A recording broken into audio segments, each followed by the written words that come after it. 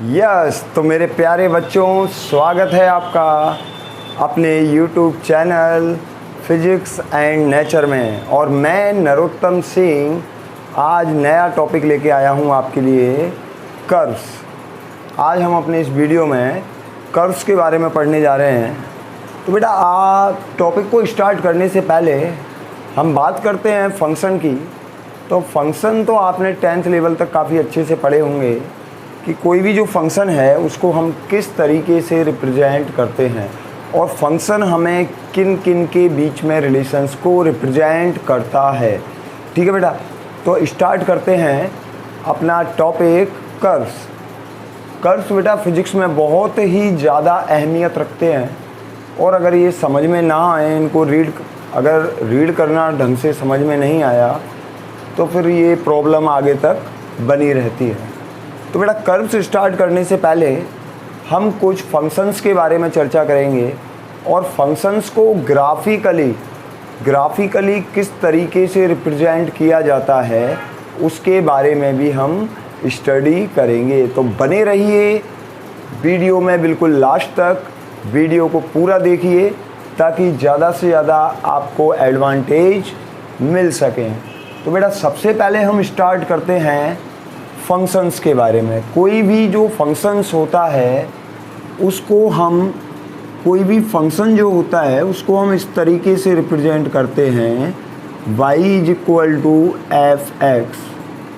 मतलब क्या है कि ये जो y है ये x का फंक्शन है और इस फॉर्म में लिखा हुआ है। फॉर एग्जाम्पल, जैसे मान लीजिए कि ये कोई फंक्शन है y = 4x² + 3x। तो ये कौन सी फॉर्म में है? ये इसी फॉर्म में है बेटा। ये तो y मतलब कहने का मतलब ये है कि y इस x का क्या है? फंक्शन है। यहाँ ये जो y हम लिखते हैं, y को हम बोलते हैं बेटा डिपेंडेंट वेरिएबल। y को बोला जाता है डिपेंडेंट वेरिएबल। अब डिपेंडेंट क्यों बोला जाता है? क्योंकि इसकी जो वैल्यू है वो डिपेंड करती है किस पर? x की वैल्यू पर। तो x जो है, x हो गया बेटा इंडिपेंडेंट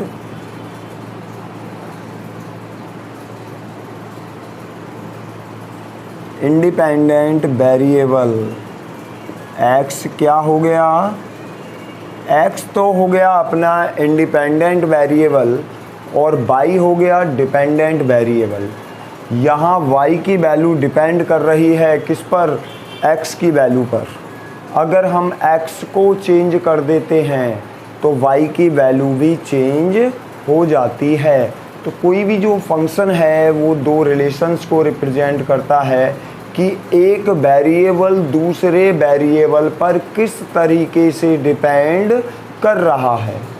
ओके बेटा, क्लियर? यहाँ तक क्लियर है आपको? तो अब देखो आगे चलते हैं। अब y की वैल्यू कैसे भाई चेंज हो रही है x के रेस्पेक्ट में? तो यहाँ अगर मैं पुट कर दूँ x की वैल्यू 0 पुट कर देता हूँ, इफ़ x = 0 देन y की वैल्यू क्या होने वाली है? वही 4x की जगह रखा 0, कितनी हो गई y की वैल्यू? y की वैल्यू बेटा 0 आ गई। तो y की वैल्यू डिपेंड करी किस पर? x की वैल्यू पर। अगर मैं x की वैल्यू पुट करता हूँ 1, अगर मैं x की वैल्यू 1 पुट करता हूँ, इफ़ x = 1 देन y क्या बनने वाला है? y बनेगा, देखो फिर से चेंज हो गई ना, 3 × 1 कितना आया बेटा? ये आया 7। तो y की वैल्यू हो गई, देख लो 7 हो गई। तो बेटा जो फंक्शन है वो इस तरीके से रिलेशंस को रिप्रेजेंट करते हैं। तो अब आगे चलते हैं और हाँ, तो बेटा जैसे कुछ फंक्शंस हैं जैसे मान लो एक कोई फंक्शन हमें गिवन है y is equal to 2x, ये कोई फंक्शन है और ये हमें गिवन है। अगर इसके लिए मैं कर्व रिप्रेजेंट करूं तो कर्व किस तरीके से रिप्रेजेंट करूंगा? हम x की वैल्यू चेंज करेंगे बेटा, x की वैल्यू हम चेंज करते जाएंगे और y की वैल्यू फाइंड आउट करेंगे। तो देखो मैं एक टेबल बना लेता हूँ इस तरीके से बेटा, मैं एक टेबल ड्रॉ कर लेता हूँ। यहाँ लिख रहा हूँ x की वैल्यू और यहाँ लिख रहा हूँ मैं y की वैल्यू। तो बेटा x की वैल्यू पे y की वैल्यू किस तरीके से डिपेंड कर रही है, ये तो हमारा फंक्शन हो गया। और मान लो इस फंक्शन को हमें ग्राफिकली रिप्रेजेंट करना है, मतलब ये फंक्शन हमें ग्राफ पर दिखना चाहिए। तो हम इसको किस तरीके से रिप्रेजेंट करेंगे? सबसे पहले तो हम वैल्यू फाइंड आउट करेंगे। तो बेटा मैं सबसे पहले वैल्यू रखता हूँ x की 0, तो y की वैल्यू निकल के आ जाती है कितनी? 0। इसमें पुट करते जाएंगे x की वैल्यू, फिर मैं x की वैल्यू 1 पुट करूँगा तो y की वैल्यू निकल कर आएगी 2। 2 रखने पर बनेगी बेटा 4, 3 रखने पर बनेगी 6, 4 रखने पर बनेगी 8 एंड 5 रखने पर बनेगी 10। तो इसके लिए अगर मैं ग्राफ देखूं तो ग्राफ किस तरीके का निकल के आएगा बेटा, किस तरीके का ग्राफ बनेगा? तो इसके लिए अगर मैं ग्राफ ड्रॉ करूं तो ग्राफ कुछ इस तरीके का मिलेगा हमें। यहाँ मैं x की वैल्यू लिख रहा हूँ, ये x एक्सिस है, तो यहाँ वैल्यू पुट करेंगे हम किसकी? x की। और ये है बेटा y एक्सिस, यहाँ मैं वैल्यू पुट करूँगा y की। तो x की वैल्यू पुट करते हैं बेटा 0 एंड 1 एंड 2 एंड 3 4 एंड 5, ठीक है। फिर ऐसे ही मैं y की वैल्यू पुट करूँगा y एक्सिस पर 0 0 हो गई, 1 इक्वल डिस्टेंस ले लेंगे बेटा, क्या लिखेंगे? इक्वल डिस्टेंस लेंगे। तो मैं थोड़ा छोटा ले लेता हूँ, 1 2 3 4 एंड 5 6 7 8 9 एंड 10 तक, ये हो गया। हमने ये पॉइंट्स इधर बाई एक्सिस पर रिप्रेजेंट कर दिए, ठीक है बेटा। तो अब देखिए 1 0 पे तो ग्राफ हमें मिल रहा है कितना? 0, तो ये पॉइंट मैंने इंडिकेट कर दिया। 1 पे मिला हमें 2, तो इसको हमने इस तरीके से मैच किया, x की वैल्यू 1 तो y की वैल्यू है 2। ये पॉइंट हमें मिल गया, कौन सा पॉइंट मिल गया? 1 एंड 2। ये पॉइंट तो है बेटा 0 एंड 0, ये पॉइंट मिला हमें 1 एंड 2, ये पॉइंट 1 एंड 2 है। फिर 2 एंड 4, तो 2 एंड 4 कहाँ मिलना चाहिए भाई? पॉइंट को मिला दो, x एक्सिस पर तो 2 है और y पर है 4।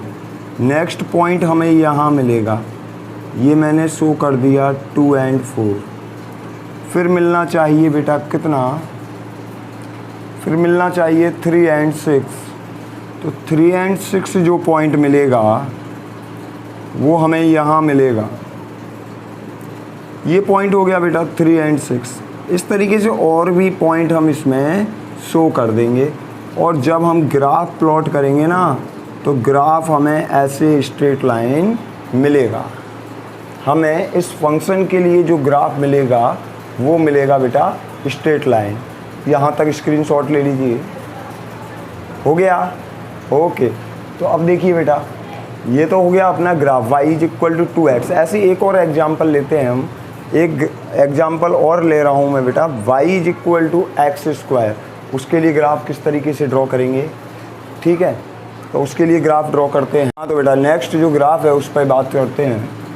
y is equal to x square, ये कोई फंक्शन गिवन है हमें, y is equal to x square. वही करना है, सबसे पहले एक टेबल ड्रॉ करना है। टेबल से हमें मालूम चल जाएगा कि x की वैल्यू कितनी, x की वैल्यू पर y की वैल्यू हमें क्या मिलेगी। तो बेटा टेबल ड्रॉ कर लेते हैं। सबसे पहले क्या किया, टेबल ड्रॉ किया। यहाँ x की वैल्यू, यहाँ y की वैल्यू। x देखो, x जब 0 रखेंगे, x की वैल्यू जब 0 रखी, y की वैल्यू क्या निकल के आने वाली है, y की वैल्यू 0 निकल के आने वाली है। x की वैल्यू जब बेटा हम 1 पुट करेंगे तो y की वैल्यू होने वाली है कितनी, 1। x की वैल्यू अगर हम 2 पुट करते हैं, y की वैल्यू बनेगी बेटा 4।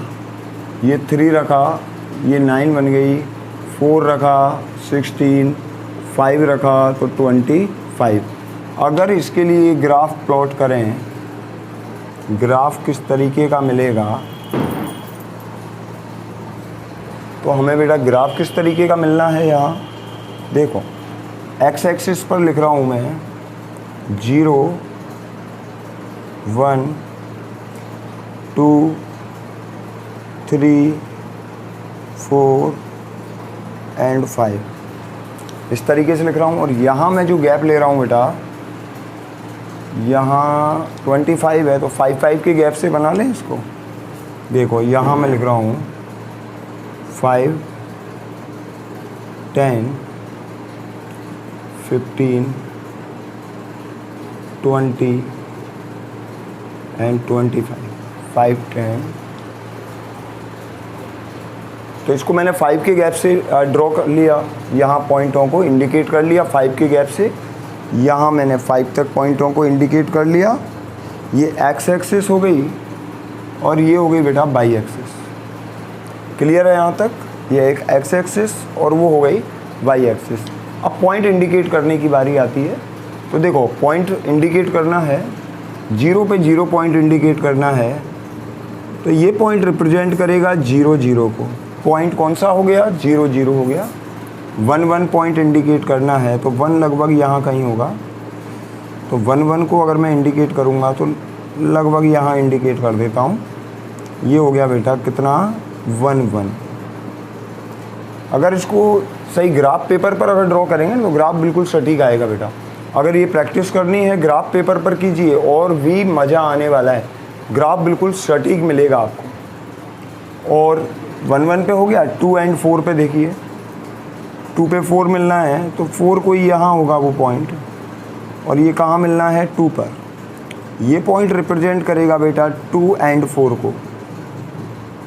ये पॉइंट रिप्रेजेंट करेगा 2 एंड 4। फिर 3 एंड 9, तो 9 बेटा यहाँ कहीं आने वाला है और 3 हो गया ये। तो ये पॉइंट होगा अपना 3 एंड 9। फिर 4 एंड 16, तो 16 को यहाँ कहीं आना है, 4 एंड 16। ये पॉइंट आ गया अपना 4 एंड 16। अब 5 के लिए ड्रॉ नहीं कर रहा हूँ मैं। इन्हीं लाइंस को अगर मैं मिला दूँ, पॉइंट्स को अगर इन्हीं पॉइंट्स को मिला दूँ तो कर्व हमें मिलेगा कुछ इस तरीके से।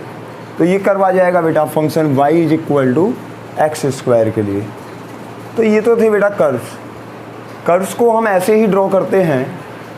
कैसे ड्रॉ करते हैं, वही अपना 10th लेवल का 10th लेवल के अकॉर्डिंग जो भी फंक्शंस वगैरह हैं उनके लिए कर्व ड्रॉ हम इस तरीके से करते हैं।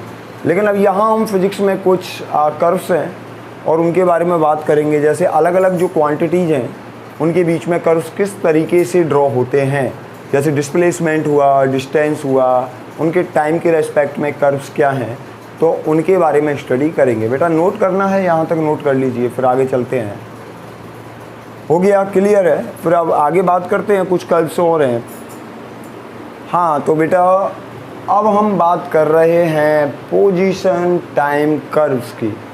अब इसमें पढ़ेंगे हम पोजीशन टाइम्स के कर्व्स। तो पोजीशन और टाइम के बीच में कर्व कैसे कैसे ड्रॉ होते हैं। देखो सबसे पहले हम बात करते हैं कि कोई ऑब्जेक्ट है और वो किस में है, वो रेस्ट में है। जैसे मान लो बेटा ये कोई ऑब्जेक्ट है और ये रेस्ट में है, ठीक है। इसकी जो पोजीशन है जो बनी हुई है वो ही पोजीशन है बिल्कुल। कहाँ तक? लास्ट तक। टाइम इंक्रीज कर रहा है, टाइम इंक्रीज कर रहा है, बढ़ता जा रहा है टाइम, लेकिन पोजीशन एक्स वो की वो ही बनी हुई है। ठीक है ना। तो सबसे पहले हम कर्व की बात करते हैं, किसकी?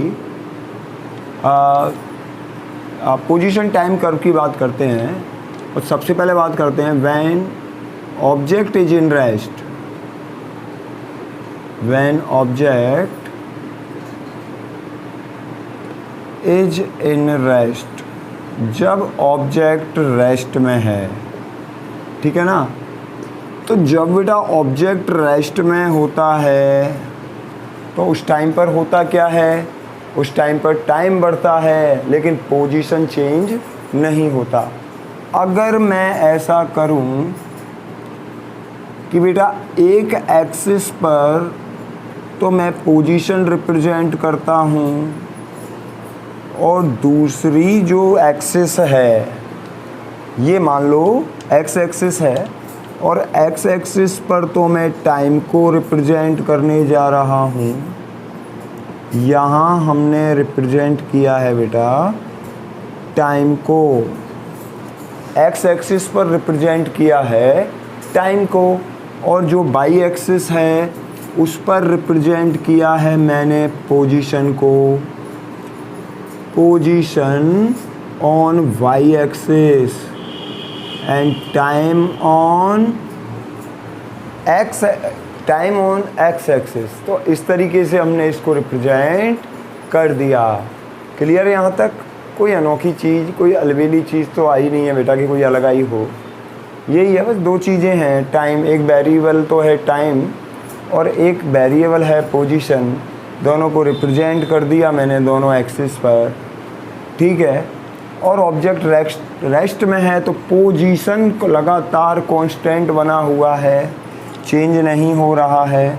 इसलिए कर्व कैसा मिलेगा? मान लो ये एक्स है यहाँ से यहाँ तक, 0 से, और ये पोजीशन क्या है बेटा? ये एक्स है यहाँ से यहाँ तक, जिसको हम ऐसे रिप्रेजेंट कर रहे हैं। तो ये एक्स हो गया। अब यहाँ जो कर्व बनेगा वो इस तरीके से बनेगा। तो पोजीशन और टाइम कर्व कैसा मिलेगा हमें? बिल्कुल ऐसे एक स्ट्रेट लाइन मिलेगी पैरेलल टू एक्स एक्सिस, ये मिलेगा हमें। जब, क्योंकि टाइम देखो बेटा, यहाँ 1 सेकंड मान लेता हूँ मैं, 1 सेकंड पर भी अगर देखा जाए तो पोजीशन कितनी है? ये देखिए एक्स, 1 सेकंड पर पोजीशन कितनी है? एक्स है। नेक्स्ट 2 सेकंड के लिए देखिए, कहीं बढ़ रही है या घट रही है क्या पोजीशन? कुछ चेंज नहीं हो रही। कितनी है? वही कांस्टेंट बनी हुई है। और कहाँ पे? वही एक्स पर। तो बेटा 1 सेकंड पर पोजीशन वही एक्स है एंड 2 सेकंड पर भी पोजीशन वही सेम है। कितनी है? वो है एक्स। तो पोजीशन तो चेंज नहीं हो रही है। ठीक है। अब बात करते हैं आगे इसके स्लोप की। स्लोप क्या होता है? स्लोप होता है बेटा एक्स एक्सिस के साथ ये जो कर्व वाली जो लाइन है वो कितने डिग्री का एंगल बना रही है, angle between x axis and curve. तो वही क्या होगा? वही उसका स्लोप होगा। मतलब कर्व पे कोई भी एक क्या ड्रॉ कर देते हैं हम, एक लाइन, टेंजेंशियल लाइन अगर ड्रॉ करें तो वो जो टेंजेंशियल लाइन है वो टेंजेंशियल लाइन एक्स एक्सिस के रेस्पेक्ट में जो एंगल बनाती है वो क्या होता है? वो थीटा होता है। ठीक है ना। और वो ही थीटा इसके एंगल को, इसके स्लोप को रिप्रेजेंट करता है। एक्स-टी कर्व के स्लोप की बात करें अगर हम, तो बेटा यहाँ थीटा कितना है? एक्स एक्सिस के साथ में ये लाइन पैरेलल है, तो पैरेलल लाइन हमेशा 0 डिग्री का एंगल क्रिएट करती है। तो दोनों के बीच में एंगल कितने का बन गया? 0 का हो गया। दोनों पैरेलल हैं, एंगल कितने का हो गया? 0 डिग्री का। अब स्लोप क्या बनेगा? इसका स्लोप कर्व का स्लोप क्या आएगा बेटा? स्लोप देखिए, स्लोप क्या बनेगा? तो कर्व का जो स्लोप है वो लिखेंगे हम m is equal to tan theta, यही लिखते हैं। और थीटा की वैल्यू कितनी है बेटा? थीटा की वैल्यू क्या है? 0 है। टेन 0 की वैल्यू आ जाएगी कितनी? 0। तो स्लोप कितना आया कर्व का? 0 आ गया। अब इस कर्व का xt कर्व का स्लोप हमेशा रिप्रेजेंट करेगा किसको? वेलोसिटी को, ठीक है ना। तो यहाँ वेलोसिटी भी क्या आ जाएगी? m will be equal to v, ये जो स्लोप है ना m, वो ही b के क्या होगा? इक्वल होगा। तो बेटा इसका वेलोसिटी भी कितना आने वाला है? वेलोसिटी भी इसका 0 आने वाला है। तो इस स्लोप से वेलोसिटी क्या निकलेगा? 0 निकलेगा। क्लियर है? तो xt कर्व है बेटा ये किसके लिए? जब ऑब्जेक्ट हमारा रेस्ट में है। इसका स्क्रीनशॉट लीजिए, फिर आगे चलते हैं बेटा। यस, तो बेटा अब आगे चलते हैं। कर्व फॉर यूनिफॉर्म वेलोसिटी, किसके लिए? यूनिफॉर्म वेलोसिटी के लिए। और इस कर्व में जो वेलोसिटी है वो क्या होने वाली है? वो होने वाली है बेटा कांस्टेंट। क्या होने वाली है? कांस्टेंट। तो यूनिफॉर्म वेलोसिटी में मीन्स क्या है यूनिफॉर्म वेलोसिटी का? कि v इज कांस्टेंट। और वेलोसिटी कांस्टेंट कब होती है बताइए? वेलोसिटी कांस्टेंट जब होती है जब कोई भी पार्टिकल या ऑब्जेक्ट सेम टाइम इंटरवल में सेम डिस्प्लेसमेंट कवर करता है, ठीक है। टाइम इंटरवल और del x means change in position दोनों क्या होने चाहिए? इक्वल होने चाहिए। मतलब ये जो है ना डेल एक्स जो टाइम इंटरवल है वो इस डेल टी सॉरी पोजीशन का जो इंटरवल है मीन्स डिस्प्लेसमेंट, वो टाइम के रेस्पेक्ट में जो टाइम का इंटरवल है उसके रेस्पेक्ट में क्या होना चाहिए? कांस्टेंट होना चाहिए बेटा। तो अब इसके लिए देखो कांस्टेंट कैसे होगा? एक कर्व ड्रॉ करते हैं इसके लिए। तो फिर देखिए कर्व ड्रॉ कैसे होगा। देखो बेटा इधर तो मैं ड्रॉ करूँगा पोजीशन और इधर मैं इंडिकेट करूँगा टाइम को। तो ये तो टाइम हो गया t, ओके बेटा। और पोजीशन x हो गया, बाई एक्सिस के अलोंग लिख दिया मैंने पोजीशन को, ठीक है। अब देखो पोजीशन मान लो ऐसे कोई पॉइंट मान के चलते हैं, ये 1 metre and 2 metre and 3 metre and 4 and 5 6 7। तो ऐसे मैंने पोजीशन रिप्रेजेंट कर दिया किसमें? मीटर में, ओके। तो बेटा आगे बने रहिए, मज़ा आने वाला है अभी काफ़ी सारा, ठीक है ना। एक एक चीज़ एक एक कंसेप्ट बारीक से बारीक क्लियर होने वाला है। वीडियो में लास्ट तक बने रहिए। तो बेटा हमने x को मीन्स जो जो पोजीशन है उनको रिप्रेजेंट कर दिया। कैसे रिप्रेजेंट कर दिया? 1 2 3 4 5 6 एंड 7 मीटर में है मान लो। इधर ऐसे ही मैं टाइम को रिप्रेजेंट कर देता हूँ। इधर मैंने टाइम रिप्रेजेंट किया बेटा 1 second and 2 second and 3 and 4 and 5, आगे 6, फिर आगे बेटा 7 और भी आ सकता है 8 9 10, ओके। जो आपकी इच्छा हो वो रख दीजिए। आगे चलें। देखो सेम टाइम इंटरवल में मीन्स यहाँ कितने का इंटरवल? 1 सेकेंड। मान लो ये सेकंड में है टाइम 1 सेकेंड का। यहाँ कितना? 1 मीटर का डिस्प्लेसमेंट, 1 मीटर का डिस्प्लेसमेंट, ठीक है। तो एक जो पॉइंट आएगा वो कहाँ आएगा? यहाँ आना चाहिए। यहाँ मैं एक पॉइंट शो कर देता हूँ अपनी मर्जी से, ठीक है ना। 1 पे 1 लिख रहे हैं हम, 1 मीटर तो ले लिया डिस्प्लेसमेंट और 1 सेकंड का क्या ले लिया, टाइम। देखो अब इतना ही इंटरवल चलेगा हर बार, ताकि वेलोसिटी कांस्टेंट रह सके। अगला देखो पॉइंट कहाँ आना चाहिए, 1 सेकंड और बढ़ा दो टाइम, 1 मीटर और बढ़ा दो, ये आ जाएगा अगला पॉइंट, कुछ यहाँ आएगा, ये आ जाएगा ना। हाँ जी, तो बेटा जी अगला पॉइंट कहाँ आ गया, यहाँ आ गया। 3 पे कितना आया, फिर 3, अगला पॉइंट यहाँ 3 पे बना देता हूँ लगभग यहाँ, ऐसे। तो पॉइंट ऐसे आते चले जाएंगे। जैसे हमने उधर निकाला था ना y इज इक्वल टू, किसके लिए निकाला था, 2x के लिए, y is equal to 2x के लिए निकाला था, तो उसके जैसा ही है कुछ। तो बेटा ये पॉइंट हमें ऐसे मिलते जाएंगे, एक लाइन पर ही मिलेंगे ये सारे पॉइंट। तो कर्व हमें ऐसे क्या मिलने वाला है, एक लाइन मिलने वाला है। ये रिप्रेजेंट करेगी डेल टी की वैल्यू को, यहाँ ये तो डेल टी को रिप्रेजेंट करेगा टाइम इंटरवल को। और बेटा यहाँ अगर इधर से परपेंडिकुलर ड्रॉ करें तो ये रिप्रेजेंट करेगा डेल एक्स को, टाइम को, वो सॉरी डिस्प्लेसमेंट को। डेल टी इतना हो गया, डेल एक्स ये हो गया।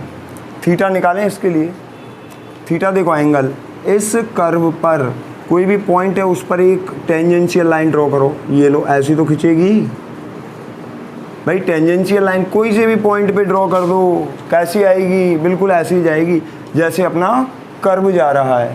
तो उस टेंजेंशियल लाइन का एक्स एक्सिस के रेस्पेक्ट में एंगल कितना हो गया, थीटा।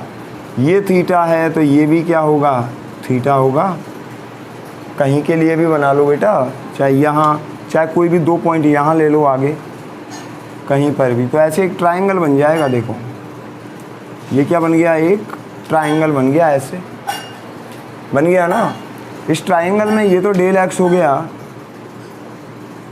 ये तो हो गया बेटा डेल एक्स, और ये क्या हो गया, ये हो गया डेल टी, हो गया ना।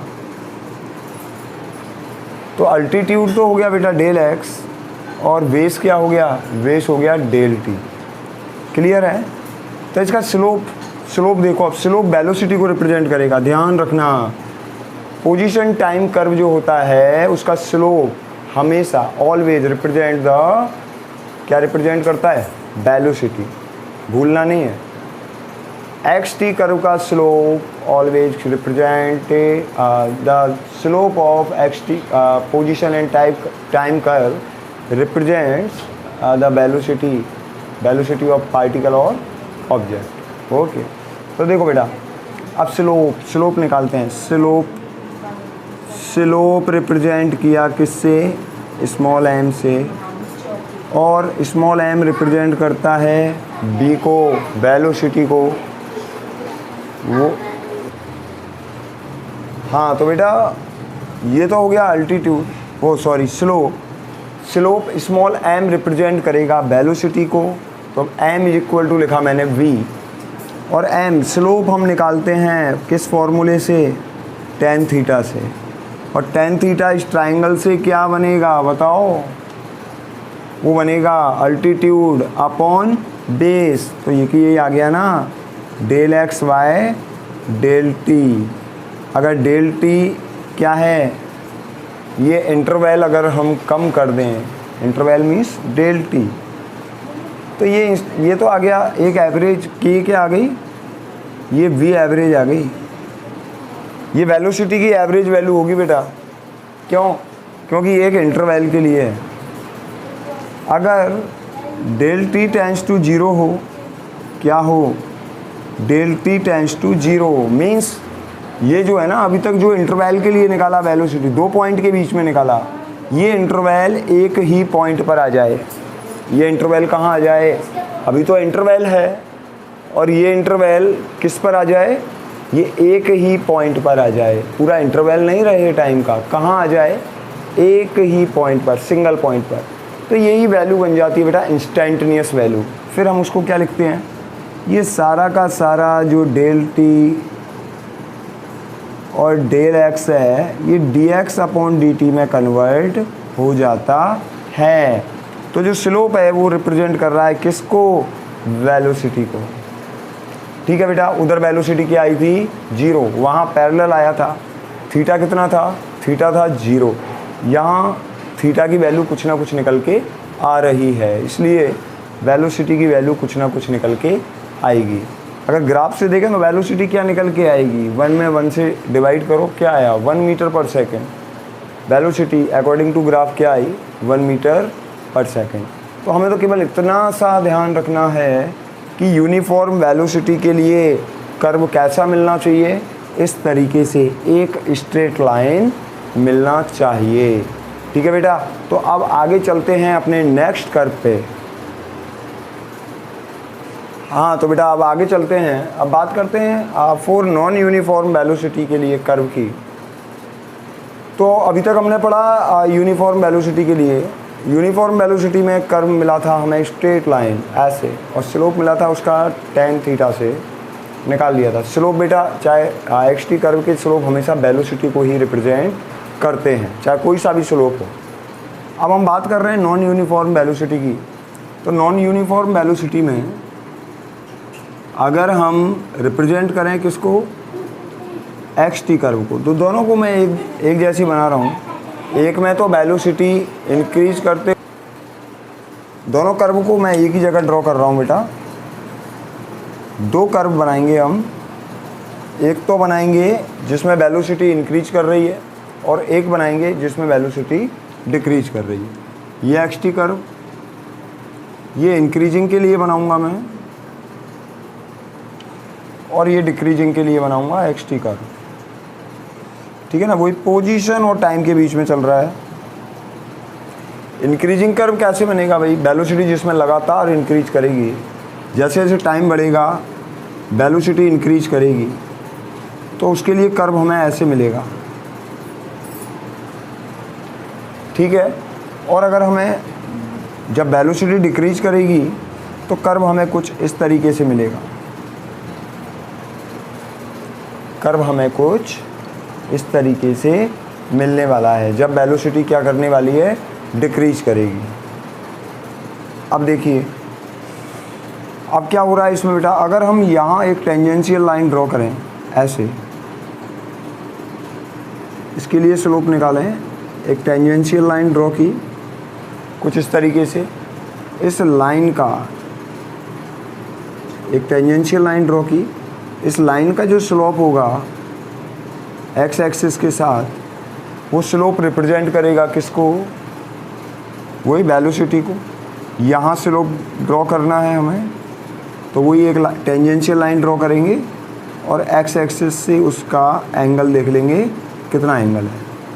वही तरीका है बेटा, m is equal to tan theta से ही निकलना है स्लोप, और वही किसके इक्वल आ जाएगा, वेलोसिटी के इक्वल आ जाएगा। ऐसा ही इसमें है, यहाँ से यहाँ देखो स्लोप बढ़ रहा है बेटा। अगर इस पॉइंट की बात करें, स्लोप ऐसे आएगा, इस पॉइंट पर थोड़ा बढ़ गया एक्स एक्सिस के साथ, इधर बढ़ गया, फिर इधर बढ़ गया, तो स्लोप लगातार बढ़ रहा है। मतलब जब स्लोप बढ़ेगा भाई, थीटा बढ़ रहा है, थीटा बढ़ेगा tan थीटा बढ़ेगा, इंक्रीज करेगा tan थीटा इंक्रीज करेगा, स्मॉल m भी इंक्रीज करेगा। ये कुछ ऐसे है, अगर हम थीटा को इंक्रीज करें तो m इंक्रीज होना है, tan थीटा इंक्रीज होना है, और वेलोसिटी भी क्या होनी है, इंक्रीज होनी है। इसलिए इसमें हमें स्लोप बढ़ते हुए मिलेगा। ठीक है ना, इंक्रीजिंग के लिए। अगर डिक्रीजिंग की बात करें तो स्लोप देखिए, पहले तो ज़्यादा है, ग्रेटर है, थीटा की वैल्यू ज़्यादा है, फिर जैसे जैसे और नेक्स्ट पॉइंट पे जाएंगे, ये एक्स एक्सिस के रेस्पेक्ट में ये ऐसे झुकता जा रहा है एक्स एक्सिस की तरफ। इधर ये जो एक्स एक्सिस है इसकी तरफ ये लगातार ऐसे था पहले, फिर जैसे जैसे आगे बढ़े ये थोड़ा सा झुकता जा रहा है। इसलिए इसका मतलब क्या है, इस लाइन पे देखें तो यहाँ थीटा, एक टेंजेंशियल लाइन ड्रॉ की, थीटा ग्रेटर है। इस पॉइंट की बात करें, टेंजेंशियल लाइन ड्रॉ करेंगे और ये एक्स एक्सिस के साथ एंगल देखेंगे, यहाँ थीटा कम है, तो यहाँ के बजाय यहाँ थीटा कम है, तो ये डिक्रीजिंग वेलोसिटी को रिप्रेजेंट करेगा। डिक्रीजिंग के लिए कर्व ऐसे मिलेगा और इंक्रीजिंग के लिए कर्व ऐसे मिलेगा। तो ये तो थी बात बेटा पोजीशन टाइम कर्व्स की। अब हम आगे जो कर्व्स पढ़ेंगे वो पढ़ेंगे हम वेलोसिटी और टाइम के लिए। आगे जो कर्व्स पढ़ने जाएंगे आगे जो कर्व्स पढ़ेंगे वो हम वेलोसिटी और टाइम के बीच में जो कर्व हैं उनके बारे में चर्चा करेंगे। तो बेटा बने रहिए वीडियो में, और वीडियो और भी ज़्यादा इंटरेस्टिंग होने वाला है। अभी तो हम केवल क्या फाइंड आउट कर रहे हैं, अभी हम केवल स्लोप फाइंड आउट कर रहे हैं और स्लोप से ही वेलोसिटी निकल रहा है।